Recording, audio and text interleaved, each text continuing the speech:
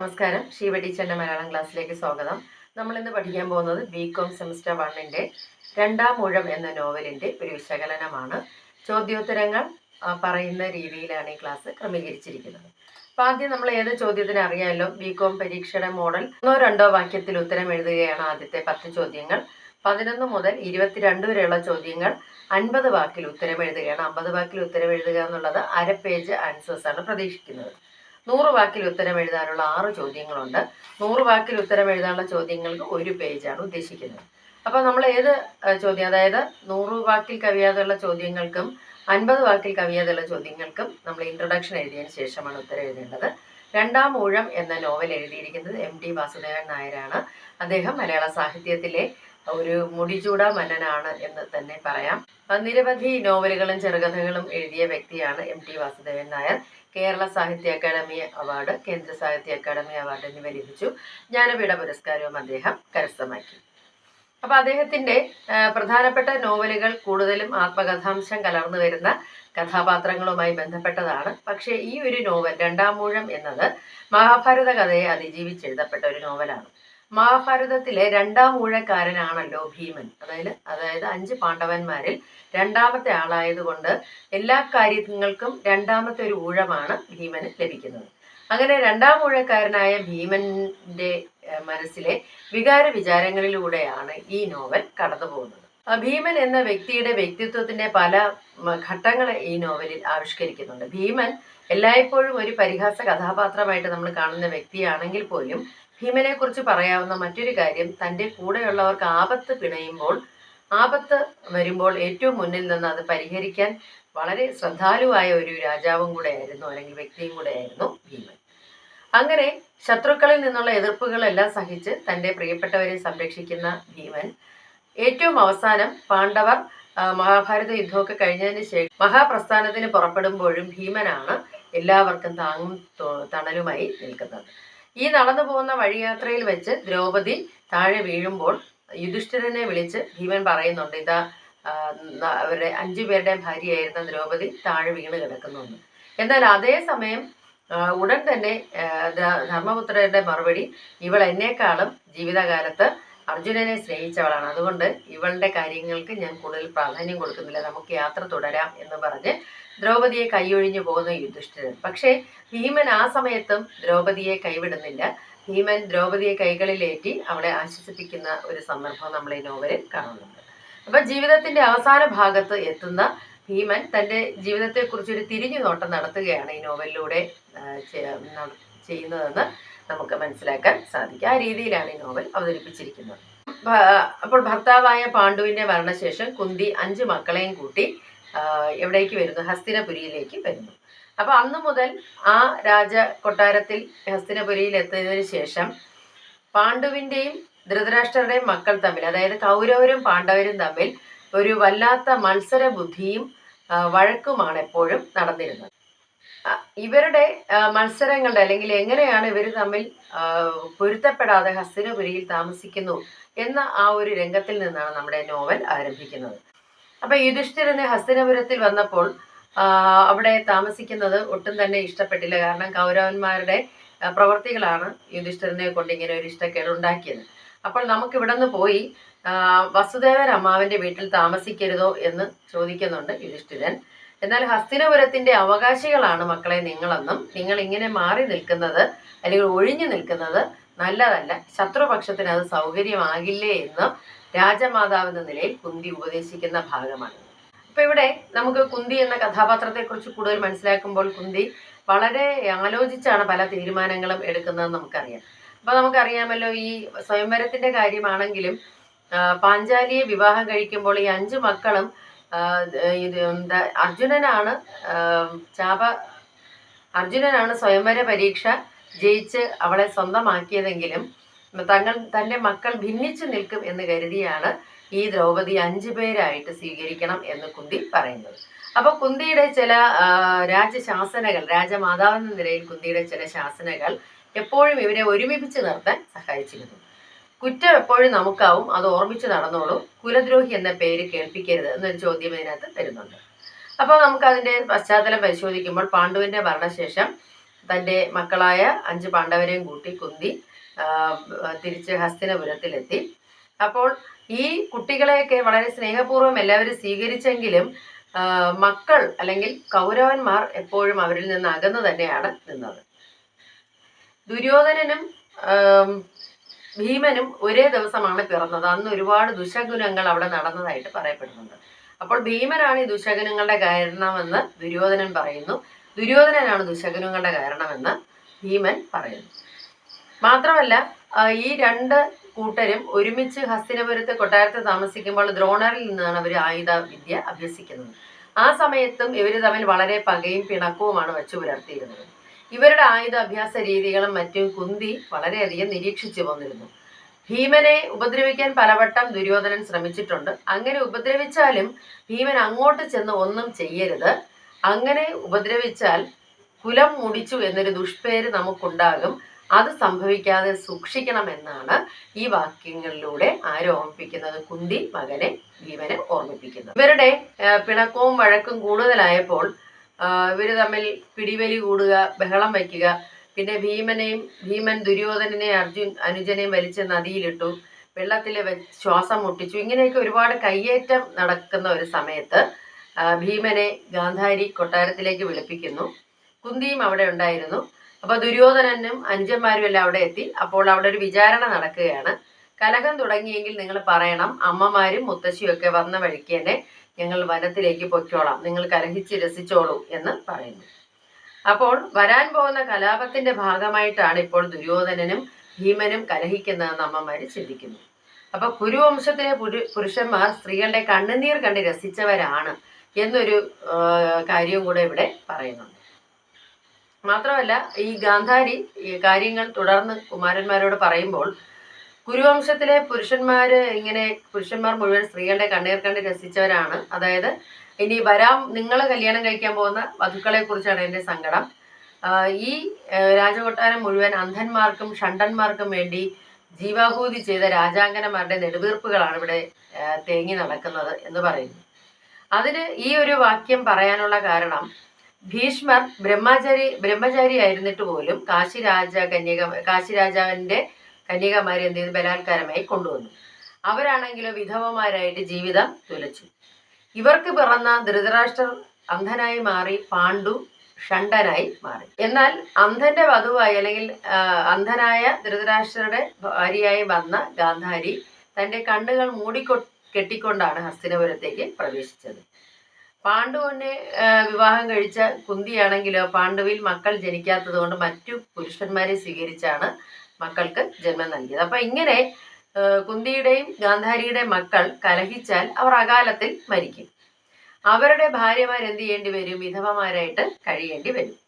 അങ്ങനെ കുമാരന്മാരുടെ ഈ കലഹം കാരണം രാജവംശത്തിന് തന്നെ ദോഷമുണ്ടാകുമെന്ന് അമ്മമാര് പറയും. ഭീമനെ ഒരിക്കൽ വിഷമദ്യം കൊടുത്ത് മയക്കി കൈകാലുകൾ കെട്ടി ദുര്യോധനനും കൂട്ടരും ചേർന്ന് ഗംഗയുടെ കയത്തിൽ താഴ്ത്തി.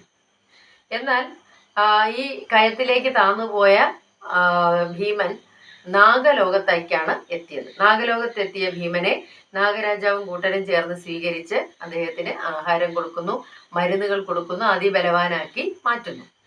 അപ്പൊ ഈ വംശത്തലവൻ ചോദിക്കുന്നുണ്ട്, നിങ്ങളെ ആരാണ് ഇങ്ങനെ ചെയ്തത്? ശത്രു എന്നായിരുന്നു ഭീമന്റെ മറുപടി. ശത്രുവിനോട് ദയ കാട്ടരുതെന്ന് അയാൾ ഉപദേശിച്ചു. കാരണം ഇപ്പോൾ നിങ്ങൾ കരുണ കാട്ടി അയാളെ വിട്ടാൽ അയാൾ വീണ്ടും കരുത്തനായിട്ട് വന്ന് നിങ്ങളെ ഉപദ്രവിക്കും. അതാണ് കാട്ടിലെ നിയമം. മൃഗമാണെങ്കിൽ വിട്ടുകളയാം, മനുഷ്യന് വീണ്ടും ഒരു അവസരം കൂടെ കൊടുക്കരുത്.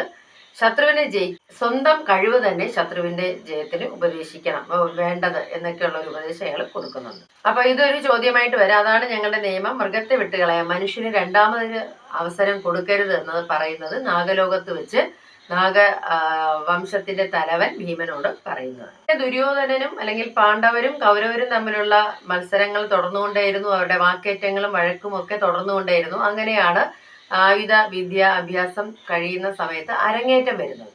ആ അരങ്ങേറ്റ സമയത്ത് അർജുനൻ ഒരുപാട് അസ്ത്രവിദ്യകൾ ചെയ്ത് മായാജാലങ്ങളൊക്കെ കാണിച്ച് ജനങ്ങളുടെ മുന്നിൽ വളരെയധികം പ്രീതി പിടിച്ചുപറ്റി. എന്നാൽ അർജുനൻ ചെയ്ത വിദ്യകളെല്ലാം അതിനേക്കാൾ ഇരട്ടി വേഗത്തിൽ അതിനേക്കാൾ നന്നായി ആര് ചെയ്തു? കർണൻ ചെയ്തു. അങ്ങനെ മികച്ച രീതിയിൽ വിജയം എടുത്ത് അരങ്ങേറ്റ സമയത്ത് തെളിഞ്ഞു നിന്ന കർണനോട് കർണൻ അർജുനനുമായിട്ട് ദ്വന്ദ്വ യുദ്ധം ചെയ്യണമെന്ന് ആഗ്രഹിച്ചു. അപ്പോൾ കൃപാചാര്യൻ പറഞ്ഞത് എതിരാളികളുടെ കുലവും വംശവും ഒക്കെ ഇവിടെ പറയേണ്ട ഒരു ആവശ്യമുണ്ടെന്ന് കൃപാചാര്യൻ പറയുന്നുണ്ട്. എന്നാൽ രാധേയൻ സൂതനല്ല എന്ന് സമർത്ഥിക്കാൻ, അതായത് ഈ കർണൻ അവിടെ അറിയപ്പെടുന്നത് സൂതപുത്രനായിട്ടാണ്. അപ്പോൾ അവൻ സൂതപുത്രനല്ല എന്ന് അറിയിക്കാൻ വേണ്ടിയിട്ട് പെട്ടെന്ന് ദുര്യോധനൻ വന്ന് അവരെ അംഗരാജാവായിട്ട് അഭിഷേകം ചെയ്തു. കാരണം അത്രയും തേജസ്സോടുകൂടി അർജുനനെ വെല്ലുവിളിക്കുന്ന ഇവൻ നിസ്സാരക്കാരനല്ല എന്ന് ദുര്യോധനൻ മനസ്സിലാക്കുന്നു. അപ്പൊ ഇത് കണ്ട് അപ്പോ ഭീമൻ വീണ്ടും പറയുന്നു, അർജുനനോട് യുദ്ധം ചെയ്യണമെങ്കിൽ നിന്റെ കുലം എന്താണെന്ന് അറിയണം. അത് കണ്ട് ദുര്യോധനൻ ഭീമന്റെ നേരെ ദേഷ്യപ്പെടുന്നതാണ് ഈ സന്ദർഭം. അതായത് കർണന്റെ തേജസ് കണ്ടാൽ തന്നെ അറിയാമല്ലോ അവൻ തേരാളിക്ക് പിറന്നതല്ല എന്നും അവൻ ഏതോ ഒരു മഹാനായ വ്യക്തിയുടെ സന്താനമാണെന്നും അറിയാമല്ലോ എന്ന് ദുര്യോധനൻ ചോദിക്കുകയാണ്. അപ്പോഴാണ് ശൂരന്മാരുടെയും വീരന്മാരുടെയും നദികളുടെ ഉത്ഭവ സ്ഥാനം ആരും അന്വേഷിക്കാറില്ല. അപ്പൊ നദിയാണെങ്കിൽ ഏതോ നമുക്കറിയാത്ത ഏതോ ഒരു സ്ഥലത്തു നിന്നാണ് അത് ഉത്ഭവിക്കുന്നത്, അതിങ്ങനെ വരുന്നത്. അപ്പൊ അതിന്റെ ഉത്ഭവസ്ഥാനം നമ്മൾ അന്വേഷിക്കേണ്ട കാര്യമില്ല. അതുപോലെ പിന്നെ പരിഹസിക്കുകയും ചെയ്യുന്നുണ്ട്. എന്നാൽ ഈ പറയുന്ന നിങ്ങളാരും യഥാർത്ഥത്തിൽ പാണ്ഡവരെന്നറിയപ്പെടുന്നെങ്കിലും പാണ്ഡുവിന്റെ മക്കളല്ലല്ലോ എന്നുകൂടെ പരിഹസിക്കുകയും ചെയ്യുന്നുണ്ട്. ആ അരങ്ങേറ്റ കഴിഞ്ഞ ദിവസം അല്ലെങ്കിൽ ആ അരങ്ങേറ്റ ദിവസം അന്ന് അവിടെ ഒരു മത്സരക്കളമായി മാറുന്ന കാഴ്ചയാണ് നമ്മൾ കാണുന്നത്. അപ്പോൾ ഇവര് തമ്മിൽ, അല്ലെങ്കിൽ അർജുനനും കർണൻ തന്റെ മകനാണെന്ന് അറിയാവുന്ന ഒരു വ്യക്തി അവിടെ ഉള്ളത് കുന്തി എന്ന രാജമാതാവാണ്. ഇവര് തമ്മിൽ മത്സരം നടക്കുമെന്ന് വിചാരിച്ച് പേടിച്ച് ബോധം കെട്ട് വീണു കുന്തി. അങ്ങനെ ആ ഒരു മത്സരം അല്ലെങ്കിൽ അരങ്ങേറ്റ ദിവസം അവിടെ അവസാനിക്കുമ്പോൾ ദുര്യോധനനും ഇവരെ കളിയാക്കുന്നു. നിങ്ങൾ പാണ്ഡുവിന്റെ മക്കളാണെന്ന് പറയുന്നുണ്ടെങ്കിലും പാണ്ഡുവിന്റെ മക്കളല്ലല്ലോ എന്ന് കളിയാക്കുമ്പോൾ ഭീമൻ അവനെ മുഷ്ടി ചുരുട്ടി ഇടിക്കാനാഞ്ഞു. അശ്വത്ഥമാവാണ് അവനെ തടയുന്നത്. അപ്പോൾ അന്നത്തെ ദിവസം തിരികെ കൊട്ടാരത്തിലേക്ക് പോകുമ്പോൾ ഈ പാണ്ഡവരുടെ തേരാളിയായ വിശോകൻ പറയുന്ന ഒരു വാക്കുണ്ട്, നന്നായി, ആരും തോറ്റുമില്ല ജയിച്ചുമില്ല എന്നൊരു വാക്ക് അയാൾ പറയുന്നുണ്ട്. അതായത് അനിഷ്ടമൊന്നും സംഭവിച്ചില്ല. അപ്പോൾ ഇതാരും ഇന്നത്തെ ദിവസം ആർക്കും ജയവും ഇല്ല തോൽവിയും ഇല്ല എന്ന് പറയുന്നു. അപ്പൊ അന്ന് രാത്രി കൊട്ടാരത്തിൽ വന്ന് വിശ്രമിക്കുന്ന ഭീമന് പലതരം മാനസിക ചിന്തകൾ അവന്റെ മനസ്സിലേക്ക് ഉണ്ടാകുന്നു. അപ്പൊ അവന്റെ അടുത്തേക്ക് കാൽച്ചിലമ്പൊന്നും ഇടാതെ ഒരു ദാസി മദ്യവും കൊണ്ടുവരുന്നു. അപ്പൊ ഇവളെ മദ്യത്തിന്റെ ലഹരിയിൽ ഇവളെ കടന്നു പിടിക്കുന്നു. പക്ഷെ അവന്റെ ഉള്ളിൽ ശത്രു ദ്വേഷം കൊണ്ട് ഭീമനിൽ ഉറങ്ങിക്കിടന്ന കാമ വികാരം ഉണരുന്നില്ല. അപ്പോൾ ഈ തലമുറയിൽ താനും തൻ്റെ പിതാവായ പാണ്ഡുവിനെ പോലെ പുരുഷത്വമില്ലായ്മയിലേക്ക് മാറുകയാണോ എന്ന് പോലും ഭീമൻ ശങ്കിച്ചു. അപ്പൊ മദ്യലഹരിയിലായിരുന്ന ഭീമൻ ആരുടെ വാക്കുകൾ വീണ്ടും ഓർക്കുകയാണ്? വിശോകന്റെ വാക്കുകൾ ഓർക്കുന്നു. ആരും തോറ്റതുമില്ല ജയിച്ചതുമില്ല. അപ്പൊ ഹസ്തിനപുരത്തിലെ ഒരു രാജാവ് തന്നെ കീഴ്പ്പെടുത്തി എന്നൊരു ചിന്ത ആർക്കുണ്ടായില്ല? ദാസിക്കുണ്ടായില്ല. അവളെ കീഴ്പ്പെടുത്തിയെന്ന അഹങ്കാരം ഭീമനുമില്ല. അപ്പൊ ജയവും തോൽവിയും ഇല്ലാത്ത ചില യുദ്ധങ്ങളും ഉണ്ടെന്നൊരു സൂചനയും കൂടെയാണ് ആ ഒരു ചോദ്യം തരുന്നത്, ആ ഒരു ക്വസ്റ്റ്യന്റെ ഉത്തരമായിട്ട് തരുന്നത്. ഇനി ജരാസന്ധനുമായി യുദ്ധം നടത്തുന്ന അർജുനനെ കുറിച്ചൊരു ഭാഗം വരുന്നുണ്ട്. അപ്പൊ പാണ്ഡവർ രാജസൂയം നടത്താനുള്ള തീരുമാനം എടുക്കുമ്പോൾ രാജസൂയം നടത്തണമെങ്കിൽ അജയ്യനായിട്ട് ഇതുവരെ ആർക്കും ജയിക്കാൻ കഴിയാത്ത ജരാസന്ധനെ തോൽപ്പിക്കണം. അപ്പൊ അന്ന് അയാളെ തോൽപ്പിക്കാൻ ആരും തന്നെ ഇല്ല. പിന്നെ പോരിൽ തോറ്റ രാജാക്കന്മാരെ അയാളെ കാരാഗ്രഹത്തിൽ പാർപ്പിച്ച് ബലി കൊടുക്കുന്ന ആളാണ്. പോരിനായി ചെല്ലുന്നവരെ അയാൾ നന്നായി സൽക്കരിക്കുകയും ചെയ്യും. അങ്ങനെ പാണ്ഡവർ യുദ്ധത്തിന് ചെന്നപ്പോൾ ജരാസന്ധന്റെ ജോലിക്കാർ വന്നവരെ നല്ല പോലെ സൽക്കരിച്ചു.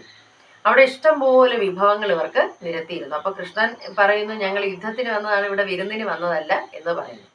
അപ്പോൾ അവിടെ സൽക്കാരത്തിന് മേൽനോട്ടം വഹിക്കുന്ന ഒരു വൃദ്ധനുണ്ട്. അയാളുടെ മറുപടിയാണ്, ഈ അവസാനത്തെ അത്താഴം ഇവിടെയാണ് പതിവ്. അപ്പോൾ എത്ര കരുത്തരായ എതിരാളികളാണെങ്കിലും ജരാസന്ധൻ ആഹാരം കൊണ്ട് തൃപ്തനാക്കും. പതിവ് പോലെ പാണ്ഡവരെ സ്വീകരിക്കുകയാണ് അവിടെയുള്ള ആളുകൾ.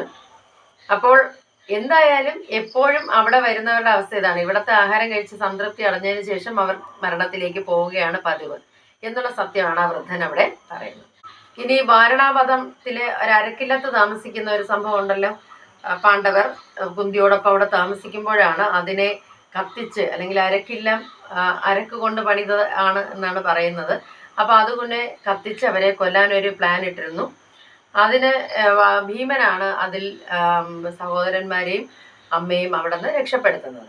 അപ്പൊ അതിനുശേഷം ഏകചക്രയിൽ പോയി ബ്രാഹ്മണരായിട്ട് വേഷം മാറി ഭിക്ഷയാചിച്ച് നടക്കുകയാണ് ഈ അമ്മയും മക്കളും ചെയ്യുന്നത്. ആ സമയത്ത് കുന്തി പറയുന്നത്, എന്തായാലും കൗരവരെ പരാജയപ്പെടുത്തി രാജ്യം കൈക്കലാക്കണം, പക്ഷെ നമുക്കിപ്പോൾ ബന്ധുബലം കുറവാണ്. അതുകൊണ്ട് ആണ് ദ്രുപദന്റെ രാജധാനിയിൽ വിവാഹം നടക്കുന്നുണ്ടെന്ന് അറിഞ്ഞ് ദ്രൗപദി വിവാഹം കഴിക്കാനായിട്ട് പാണ്ഡവരെ അങ്ങോട്ടേക്ക് കുന്തി പറഞ്ഞയക്കുന്നത്. ആ പരീക്ഷണത്തിൽ ജയിക്കുന്നത് അർജുനനാണ്. പക്ഷേ ദ്രൗപദിയെ കൊണ്ട് വീട്ടിലെത്തിയപ്പോൾ അമ്മ ഇന്നത്തെ ഭിക്ഷ കാണണ്ടേന്ന് ചോദിച്ചപ്പോൾ എല്ലാവരും കൂടെ പങ്കിട്ടെടുത്തോളൂ എന്നാണ് പറഞ്ഞത്. അപ്പോൾ ഇവരെ ഓരോ വധുക്കളെ സ്വന്തമാക്കിയാലോ പുത്രന്മാർ തമ്മിൽ പിണങ്ങുമെന്നും അകൽച്ച ഉണ്ടാവുമെന്നും ഭയന്ന് ഒരു ഭാര്യയിൽ തന്നെ ഒരു സംതൃപ്തരാകട്ടെ എന്നാണ് രാജമാതാവ് ചിന്തിച്ചത്. അപ്പോൾ ഇത്രയും അർജുനൻ തന്റെ അസ്ത്ര വിദ്യ പ്രയോഗം കൊണ്ട് സുന്ദരിയായി സ്ത്രീയെ നേടിയെടുത്തത് ഞങ്ങളും കൂടെ അത് അനുഭവിക്കുന്നത് ശരിയല്ല എന്ന് പറയുന്നുണ്ട് ഭീമൻ. അപ്പോൾ ആണ് കുന്തി പറയുന്നത്, മന്ദ, ഞാനിത് ഈ ഭിക്ഷ ദ്രൗപദിയാണെന്ന് അറിഞ്ഞിട്ട് തന്നെയാണ് അങ്ങനെ പറഞ്ഞത്. അപ്പോൾ പെണ്ണിന്റെ ഇഷ്ടവും അനിഷ്ടവും ഒന്നും ആരും തിരക്കാറില്ല. പുരുഷന്റെ വിജയയാത്രയ്ക്കുള്ള ഉപാധി മാത്രമാണ് അവൾ. പുരുഷന്റെ ബീജം ഏറ്റുവാങ്ങാനുള്ള ഗർഭപാത്രം ചുമക്കുന്ന ഭാരമാണ് അവൾക്ക്. കുന്തിയുടെ കാര്യം അങ്ങനെ ആയിരുന്നല്ലോ. പാണ്ഡുവിന് സന്താനം ഉണ്ടാകില്ല എന്ന് മനസ്സിലാക്കി മറ്റു പുരുഷന്മാരെ സ്വീകരിച്ചാണ് അവൾ മക്കൾക്ക് ജന്മം നൽകിയത്. അപ്പൊ അടുത്ത അവസരം ആർക്കാണ്? പാഞ്ചാലിക്കാണ്. 5 പുരുഷന്മാരെ സ്വീകരിച്ച് അവരിൽ 5 മക്കൾക്ക് ജന്മം നൽകാനുള്ള നിയോഗമാണ് അവൾക്ക് ഉള്ളതെന്ന് ഇവിടെ കുന്തി സൂചിപ്പിക്കും. ഇനി പാണ്ഡവരും കൗരവരും ചൂത് കളിക്കുന്നുണ്ടല്ലോ. ആ ഭാഗത്ത് ചൂതുകളി കഴിഞ്ഞ് ദ്രൗപദിയെ രാജസദസ്സിൽ കൊണ്ടുവന്ന് അപമാനിക്കുന്നതിന് നേതൃത്വം നൽകുന്നത് കർണനാണ്. അതൊരു പഴയ പകയാണ്. കാരണം അന്ന് സ്വയംവര സമയത്ത് കർണന് ദ്രൗപദി വിവാഹം കഴിക്കാൻ ആഗ്രഹമുണ്ടായിരുന്നു. പക്ഷെ ദ്രൗപദിയുടെ സഹോദരൻ ദൃഷ്ടിദ്യുമ്നൻ പറഞ്ഞു, താഴ്ന്ന കുലത്തിൽ പിറന്നവരെ വിവാഹം കഴിക്കാൻ എൻ്റെ സഹോദരിക്ക് താല്പര്യമില്ല എന്ന് പറഞ്ഞാണ് കർണനെ മടക്കി അയക്കുന്നത്. ആ ഒരു അപമാനം തൻ്റെ ഉള്ളിലുള്ളത് കൊണ്ടാണ് ദ്രൗപദിയെ അപമാനിക്കാൻ കർണൻ മുന്നിൽ നിൽക്കുന്നത്. കർണന് 2 സന്ദർഭങ്ങളിൽ അപമാനം നേരിടുന്നുണ്ട്. അതായത് അരങ്ങേറ്റ സമയത്ത് കർണൻ അർജുനനോട് ദ്വന്ദ്വയുദ്ധത്തിനായിട്ട് ആഗ്രഹിക്കുമ്പോൾ കർണന്റെ കുലം ചോദിക്കുന്നുണ്ട് കൃപർ. ആ സമയത്ത് കർണൻ ഇങ്ങനെ അരങ്ങേറ്റം കഴിഞ്ഞ് ജയിച്ചു നിൽക്കുന്നത് കണ്ട് അദ്ദേഹത്തെ ആശീർവദിക്കാനായി പിതാവായ സൂതൻ അതിരഥർ വന്ന് അദ്ദേഹത്തെ അനുഗ്രഹിക്കുന്നു. ഇത് കണ്ട് അവന്റെ കുലം മോശമാണെന്ന് പറഞ്ഞ് പരിഹസിക്കുന്നുണ്ട് ഭീമൻ. അപ്പൊ അപമാനം കൊണ്ട് പാവം ദുഃഖിതനായ കർണൻ ആരുടെ തോളിലേക്ക് ചാഞ്ഞു? അതിരഥന്റെ തോളിലേക്ക് ചാഞ്ഞ് ആ വിഷമം അവന്റെ കണ്ണുകൾ നിറയുന്നു. പിന്നെ അവൻ അപമാനിക്കപ്പെട്ട മറ്റൊരു സന്ദർഭം ദ്രുപദ രാജധാനിയിലെ വിവാഹ സദസ്സാണ്. അവിടെ വിവാഹത്തിന് പങ്കെടുക്കാൻ എത്തിയപ്പോൾ ആ മത്സരത്തിൽ പോലും പങ്കെടുക്കാൻ അവന് കഴിഞ്ഞില്ല. അതിന് അവന്റെ സഹോദരി, അതായത് തന്റെ സഹോദരി താണകുലത്തിൽപ്പെട്ടവരെ സ്വീകരിക്കുന്നില്ല എന്ന് ദൃഷ്ടദ്യുമ്നൻ പറഞ്ഞു. അപ്പൊ കർണൻ ദൃഷ്ടദ്യുമ്നൻ നേരെ അപമാനിതനായി നിൽക്കുന്ന ഒരു സന്ദർഭം ഭീമൻ കാണുന്നുണ്ട്. ആ സന്ദർഭമാണ് ഭീമൻ പറയുന്നത്, എനിക്ക് വിഷമമുണ്ടാക്കി, ശത്രുവിനെ നേരെ എനിക്ക് സഹതാപം ഉണ്ടാക്കിയ സന്ദർഭം 2 ഉണ്ട് എന്ന് പറയുന്നു. ഞാൻ മരിച്ചാലും അർജുനൻ മരിച്ചാലും അമ്മയ്ക്ക് മക്കൾ 5 തന്നെയാണ് എന്ന് പറയുന്ന ഒരു സന്ദർഭം കർണൻ ഇവിടെയുണ്ട്. അതായത് യുദ്ധം നടക്കും എന്ന് ഉറപ്പായപ്പോൾ യുദ്ധത്തിൽ നിന്ന് പിന്മാറാനായി കുന്തി മകനായ കർണനെ പോയി കാണുന്നുണ്ട്. കർണൻ തൻ്റെയും സൂര്യൻ്റെയും മകനാണെന്നുള്ള ജനന രഹസ്യവും അറിയിക്കുന്നുണ്ട്. അപ്പോൾ അതിനുള്ള മറുപടിയാണ് ചിരിയോടുകൂടി കർണൻ പറയുന്നത്, ഞാൻ മരിച്ചാലും അവൻ മരിച്ചാലും അമ്മയ്ക്ക് മക്കൾ 5 പേർ ബാക്കിയുണ്ടാവും. പാണ്ഡവർ 5 സങ്കല്പം, അതൊരിക്കലും 6 ആകാൻ പാടില്ല എന്ന് അമ്മയെ വേദനിപ്പിക്കുന്ന ഒരു ഉദാഹരണം അവൻ പറയും. ഭീമൻ എന്ന വ്യക്തി മൃഗോദരൻ എന്നാണ് അദ്ദേഹത്തിന്റെ മറ്റൊരു പേര്. മൃഗം ചെന്നായിന്റെ വയറുപോലുള്ള വയറോട് കൂടിയവൻ എന്നാണ് പറയുന്നത്. അപ്പോൾ നമ്മൾ ഈ 2-ാം ഊഴത്തിൽ നോക്കുമ്പോൾ ഭീമനെ കുറിച്ചാണ് കൂടുതൽ പ്രതിപാദിച്ചിരിക്കുന്നത്. അപ്പോൾ ഭീമൻ ചെറുപ്പകാലം മുതലേ ഒരുപാട് പ്രശ്നങ്ങൾ നേരിടേണ്ടി വന്ന ഒരു വ്യക്തിയാണ്. കൗരവന്മാരിൽ നിന്നുള്ള ഉപദ്രവങ്ങളെല്ലാം എപ്പോഴും അനുഭവിക്കേണ്ടി വന്നിരുന്നു. പലപ്പോഴും ശാസനകൾ, താക്കീതുകൾ അതിജീവിക്കേണ്ടി വന്നു. ദുര്യോധനായിരുന്നു ആ സമയത്ത് ഭീമന്റെ ഏറ്റവും വലിയ എതിരാളി. അപ്പോൾ ഇവിടെ ദുര്യോധനൻ എന്ന മുഖ്യ ശത്രുവിനെ എങ്ങനെയെങ്കിലും തോൽപ്പിക്കണം എന്നൊരാഗ്രഹം അവനുണ്ടായിരുന്നു. മാത്രമല്ല വാരണാവതത്തിലെ അരക്കില്ലത്തിൽ വെച്ച് കൊല്ലാൻ ശ്രമിച്ചതോടുകൂടി ഇനി ശത്രുദയ അർഹിക്കുന്നില്ല എന്ന് മനസ്സിലായി. ഇതിനു മുമ്പ് നാഗലോകത്ത് വെച്ച് നാഗലോകത്തലവനും ഇത് കാര്യം പറഞ്ഞതാണ്, ശത്രുദയ അർഹിക്കുന്നില്ല എന്നത്. എന്നാൽ ഏകചക്രയിൽ കഴിയുന്ന സമയത്താണ് ദ്രൗപദിയെ വിവാഹം കഴിക്കുന്നത്. അതനുസരിച്ച് കൂടുതൽ ശക്തരായ ബന്ധുക്കളെ അവർക്ക് ലഭിക്കുന്നു. ഭീമൻ വാരണാവതത്തിൽ നിന്ന് രക്ഷപ്പെട്ട് കാട്ടിൽ അലയുമ്പോഴാണ് ഹിഡുംബി എന്ന ഒരു രാക്ഷസിയെ കാണുന്നത്. കാട്ടുജാതിയാണെങ്കിൽ അവളുടെ സൗന്ദര്യത്തിൽ അയാൾക്ക് വളരെ ഇഷ്ടമായി. അങ്ങനെ അവളെ അമ്മയുടെ മുന്നിൽ കൊണ്ടുവന്നു. അവളെ തൻ്റെ മരുമകളായി കുന്തി അംഗീകരിക്കുകയും ചെയ്തു. പാണ്ഡവർ ഒരുമിച്ച് നിന്നാലേ കരുത്തുണ്ടാവൂ എന്നുള്ള അമ്മയുടെ നയപ്രകാരമാണ് പാഞ്ചാലിയെ 5 പേരും കൂടെ സ്വന്തമാക്കുന്നത്. പിന്നെ വീണ്ടും ഈ ഭീമൻ ദേശാടനത്തിന് പോയിട്ട് തിരികെ വരുമ്പോൾ ബലന്ധര എന്നൊരു പെൺകുട്ടിയെ വിവാഹം കഴിച്ചുകൊണ്ട് വരുന്നു. മാത്രമല്ല അവൾക്ക് ഈ ഭാര്യമാരൊക്കെ ഉണ്ടെങ്കിലും പാഞ്ചാലിയെ വളരെ ഇഷ്ടമായിരുന്നു ഭീമന്. അവൾ ഭീമന്റെ സ്പർശനം ആഗ്രഹിച്ചിരുന്നു. മാത്രമല്ല താൻ ഈ ദേശസഞ്ചാരം നടത്തിയപ്പോൾ ഹിഡുംബി എന്ന രാക്ഷസിയുടെ സഹോദരനെ വധിച്ചാണ് അവളെ കരസ്ഥമാക്കുന്നത്.